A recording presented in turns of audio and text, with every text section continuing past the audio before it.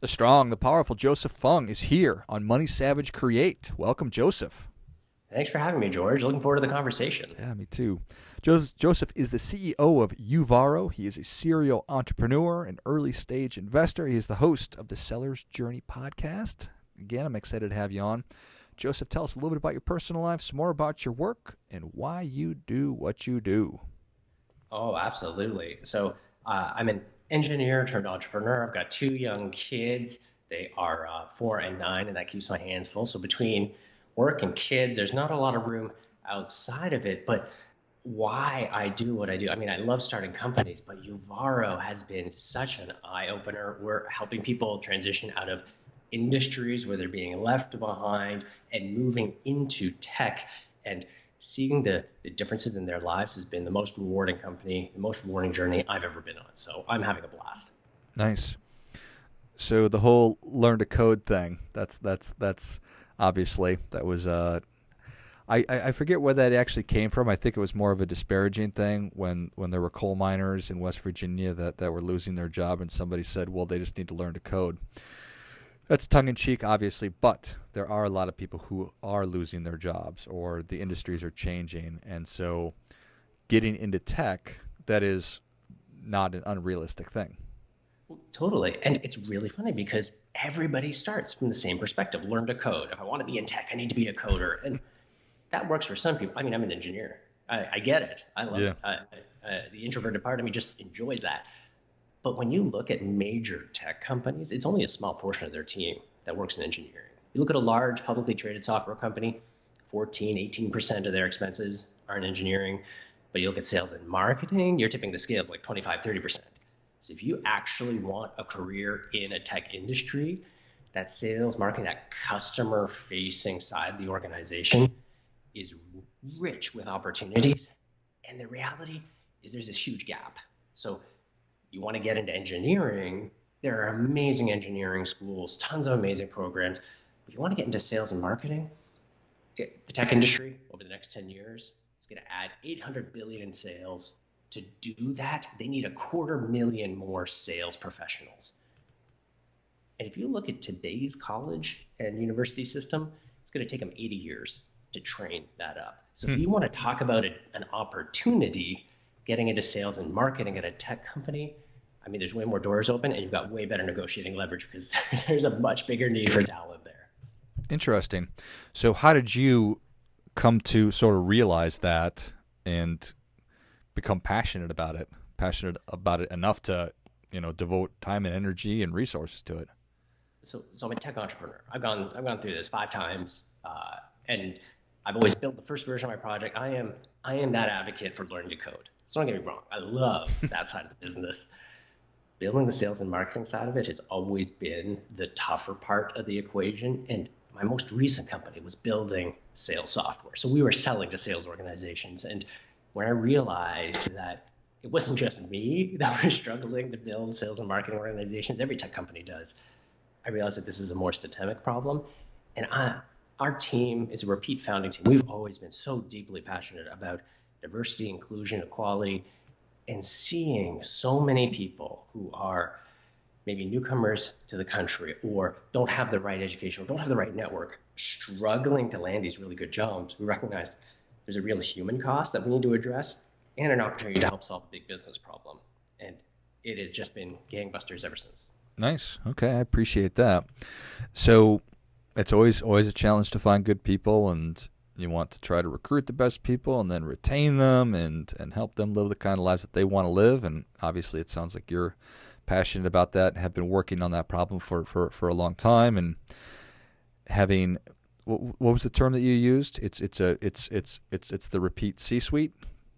That's it, a repeat founding team. The Yeah. repeat founding team. Okay, so that's obviously given you more bandwidth to be able to focus on those finer details versus, it's just people who are just struggling to kind of keep everything moving. So when you are thinking about, or as you've developed this platform to help people to actually get these jobs, what what are the key areas or competencies that you look to? Yeah, it's It's a fascinating mix. So if you speak to a head of sales, a senior executive at a software company, you say, hey, if you're looking for a sales rep, what are you looking for? Number one, they talk about experience. It's this huge experience gap. Hey, we need somebody Hmm. who's got experience to land this role. So if you don't have experience, where do you get started? So that's the first thing that we tackle. In our program, we include an internship program, so you get an opportunity to do real sales work at a real company, earn a buck while you're doing it, and actually build that experience in your resume. So now when you're interviewing, and they say, what's your closing rate? How do you handle these tools? How do you handle these objections? You've got some real stories. So that's number one.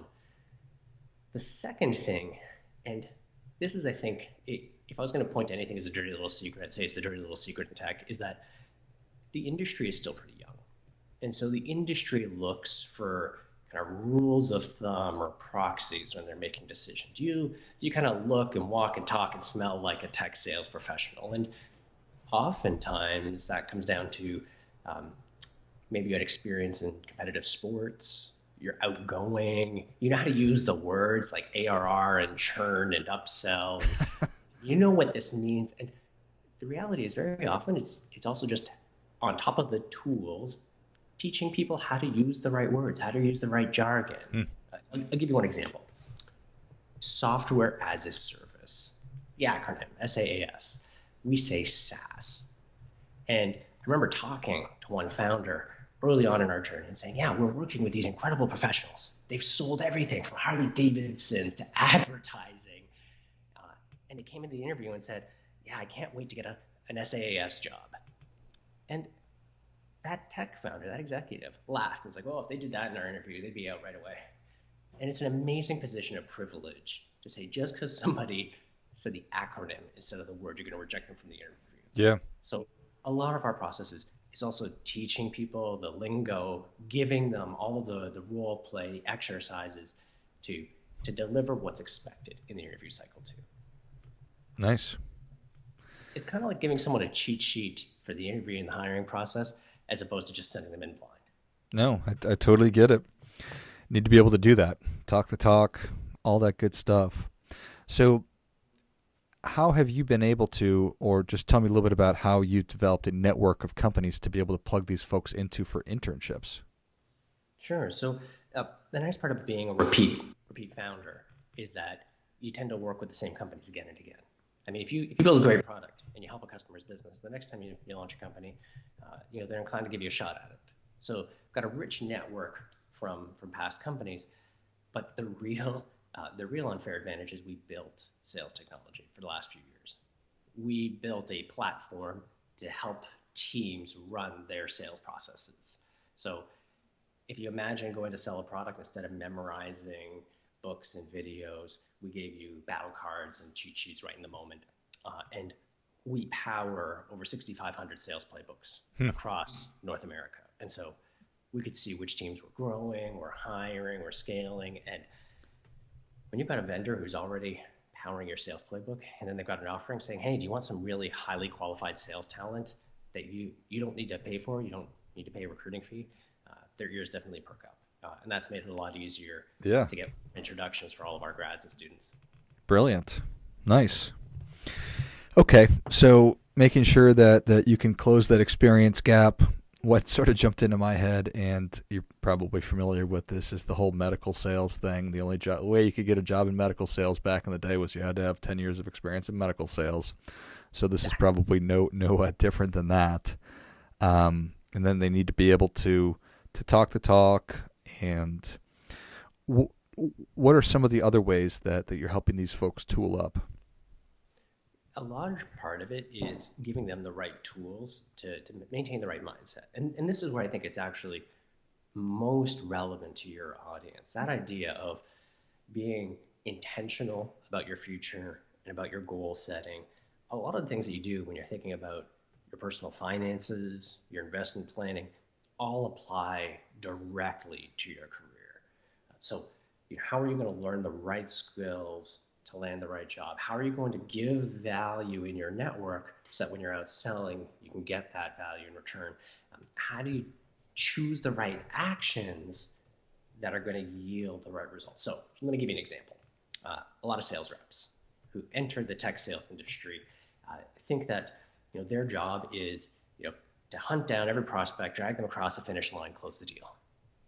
But in tech sales, the real value is actually maintaining the relationship because it's all recurring subscriptions, which means a customer that's not entirely thrilled is one who's going to cancel, and that's not as valuable to the company.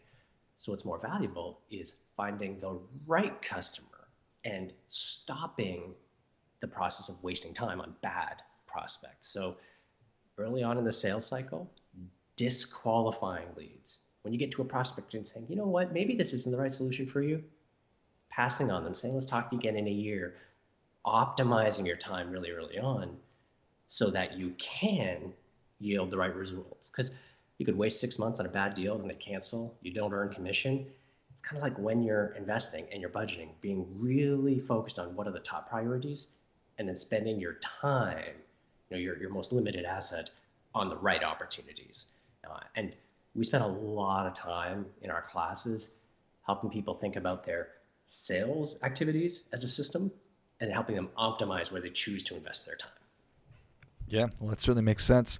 The more we can be intentional about that and recognize what's essential and what's not, obviously that's going to be a benefit in every aspect of life and certainly within sales. So I appreciate that. So how does the program actually work? I sign up for it. It's online. It's in a classroom. Totally. So anybody can apply regardless of geography. Uvaro, uvaro.com. We do have a pretty rigorous application process. Includes an interview, includes a bunch of profiling, a couple of online tests. A lot of that is to help measure people's intent and drive, because sales is not an impulse purchase. You want to make sure that it's a direction someone wants to take their career. But the program itself is entirely online. It's 12 weeks, 2 hours a day of live workshopping. There's videos and material to watch, but it's a fair time commitment. At the end of the 12 weeks, people can participate in the internship optionally. It's not a requirement, but it's an opportunity to get that paid experience. Some of our grads prefer to launch right into their full-time career. Others prefer to have that internship. And then throughout that process, we're practicing, we're teaching interviewing skills. And so typically about half of our students are interviewing before they graduate. And the average time between graduation and them landing their new roles is 17 days. And our grads are typically doubling their income as they're coming out of it and they're landing a new job. So it's, like I said, the transformation in people's lives has been amazing. We have people who've been selling advertising. We have people who are pastors, people who are working in the oil and gas field. It's been quite the journey. Yeah, I think that's incredible right there. Are there sales schools out there? I'm sure that you can go take a course in how to sell, but has anybody been as thorough as y'all have been? It's an interesting gap. There are very experienced and robust sales training organizations. Yeah. You look at fine folks like Carnegie Mellon, Miller Hyman, and these companies tend to focus on selling to other companies. They say, hey, I'm going to come in. I'm going to sell you a $500,000 training program. I'm going to train your team of 500 or 1,000 reps. And they do great work. That doesn't help you train 1 or 2 people at a time. That individual training tends to be dominated by kind of small courses here and there. Spend a couple of $100, you learn how this one kind of trick or tip works, how to use this one tool. There's nothing out there that really takes that depth. The closest would be like a college or university program, and only 2% of colleges actually have a sales program. Yeah. We see it growing, like there's more picking up, but like I said earlier, if we wait just on standard post-secondary, they're going to be 80 years too late. So we're trying to solve that now. There's a greater need. And how are you thinking about full-time versus contract work? Like W-2 versus 1099. Totally. It's a very, very real conversation, particularly in the sales space. The part that's interesting is there are a lot of sales careers that are full on commission. You're going to be a contractor in those cases, in those situations. And when people think about sales, they tend to think about that. That's dominated by a lot of financial sales, real estate, insurance, things like that. In tech, by and large, it's usually salaried work. So you're earning some kind of a base, some kind of a commission. Uh, Entry level roles are things like, you know, 30, 40, $50,000 base, same amount in potential commission. Uh, and then like senior sales roles, you're talking about like 100, $200,000 base, but up to hundreds of thousands in commission when you're selling really large software products. So huge range in it. Most of those roles are employee based. Um, because of the way the tech companies typically offering options as well, the way they're structuring the roles and the responsibilities, um, that's kind of like the level, what's in the field right now. But you asked my opinion. The part that I think is so exciting is that when you learn the fundamentals of sales and you learn how to apply that in the tech space, you have exceptional job mobility. And a lot of people think that, hey, to land that sales job, I need a deep Rolodex. Like if I'm in medical devices, I know all the doctors. Now I can only work on selling medical devices. In tech, it's actually much more about the fundamentals. Can you understand the needs of a customer?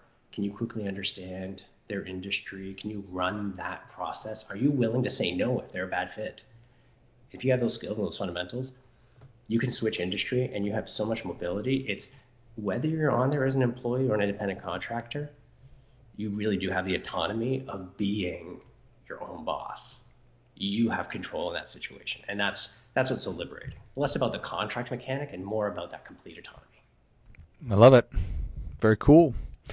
Well, Joseph, Savage Nation is ready for your difference-making tip. What do you have for them? Absolutely. The big thing I'd say is think about your career as an investment, as a business. Be deliberate. Do you invest in yourself? Do you invest in your systems? And think about it that way, and you're and find much bigger rewards at the end. Well, I think that is great stuff. That definitely gets it. Come on. Joseph, thank you so much for coming on. Where can Savage Nation learn more about you, and how can people get involved with the program?